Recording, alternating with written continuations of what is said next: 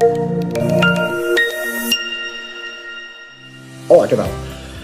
Per mi Jove Cambra jo ho definiria com una escola. Per mi és una escola de vida, una escola per la vida i sobretot per la vida tant personal com professional. Jo vaig entrar a Jove Cambra el 2007 i en aquella època recordo que em van fer presentar els Premis Sabadellencs i per mi va ser horrorós, és a dir, jo tenia pànic a parlar en públic, vaig passar fatal, les mans em suaven, mirava al terra, tremolava tot jo, va ser horrorós, el pitjor discurs que s'ha fet mai a la història i que gràcies a Déu no està gravat. Però sí que és veritat que gràcies a això i gràcies a les formacions de Jove Cambra que es feien amb el tema oratòria i a l'acadèmia de lideratge que tenim i totes les activitats que es van fer, vaig descobrir una passió que per mi era parlar en públic.